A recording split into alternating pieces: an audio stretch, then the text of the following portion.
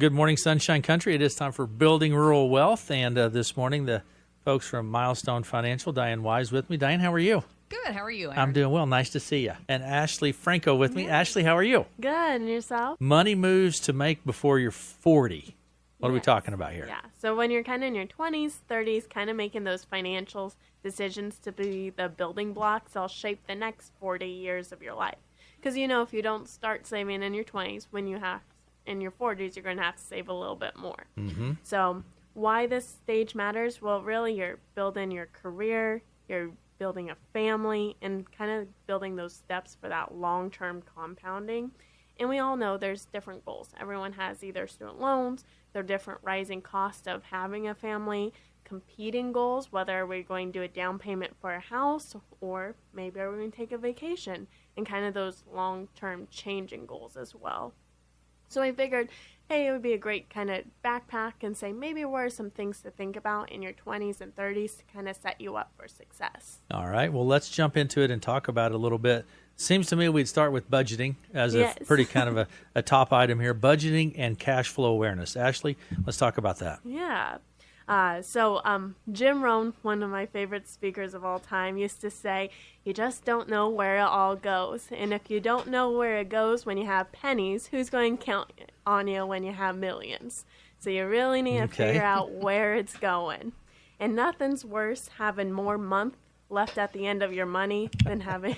So kind of figuring that out. So kind of cash flow. So that's whether of tracking your spending, whether that's if you do a strict budget, say X amount of dollars go to this, or kind of just awareness. And depending on your situation, kind of depends on where you fall and what you have to track as well. And then kind of common pitfalls of this include small recurring expenses. Those Starbucks runs, they're so delicious, but they add up. They do. Starbucks adds up quickly, by the way. Yes. Or underestimating fixed costs. So that insurance that kind of annually goes up, not pre-planning for that as well. Or, and we always encourage this, to automate your bills and savings. Why make life harder for yourself? Mm-hmm. Don't leave your future to chance. Just set it, kind of forget it, and review it maybe once a year. And kind of boost up your savings if you can, and you'll be on the right track. Okay. All right. Well, let's talk about, you mentioned savings. Let's talk about savings and emergency funds. Diane, what do we need to be aware of there? Well, emergency fund, yes, you would love to have that. Of course, that's going to depend on everybody's situation. Every household's different. Mm-hmm. Some people can live on a little savings. Some people like to live a little more lavishly and need a larger savings. But that is one thing you definitely want to have as an emergency fund.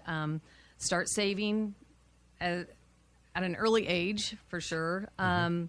You want to have that emergency fund and consider some short-term and long-term goals. Whether you want to take that, that European vacation. Okay, that's going to be a longer term versus, maybe I need a new washer and dryer. That's more of your short-term goals, you know. But and then, with that savings, you just put a little bit away each month, and that it can compound, and that growth is very powerful. Even that compound growth is you just earning growth on growth, which is, like getting free money, right? Mm-hmm. So, if you start out with $100 at 10% interest the first year, and by the time you get to the 10th year, you've got $259 there, with that earned interest. You've almost nearly tripled your earnings, and that's not even putting anything to it. So if you add to it, just think of what you can have. Yeah.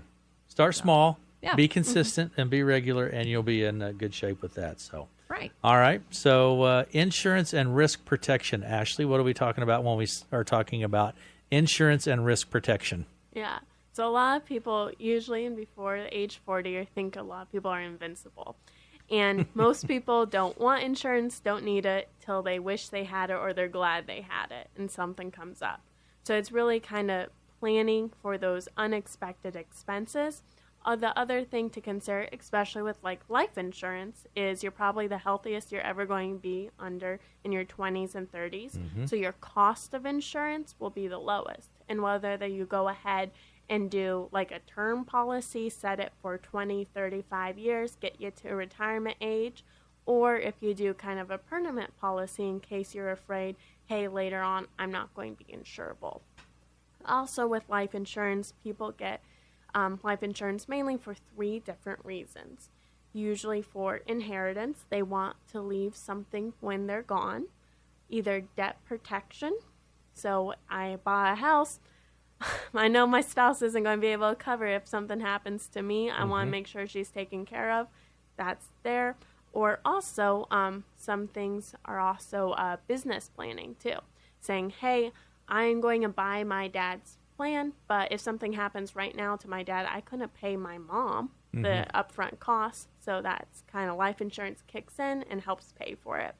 Other plans usually are like disability insurance, and this is one that's not talked about very often and is often under prioritized for people with larger employers.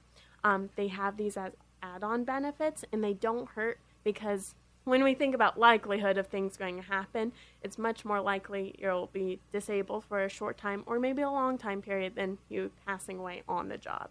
So just kind of putting those probabilities to like. And then the other one is health insurance. We all know no 2 health insurance plans are the same, and they change every year. So always know your deductibles and check your max out-of-pocket costs, because you could be in for a rude awakening if you go to the doctors because you cut your finger. Yeah. Start early. Start early. Be consistent, and then you will be just fine. So very good.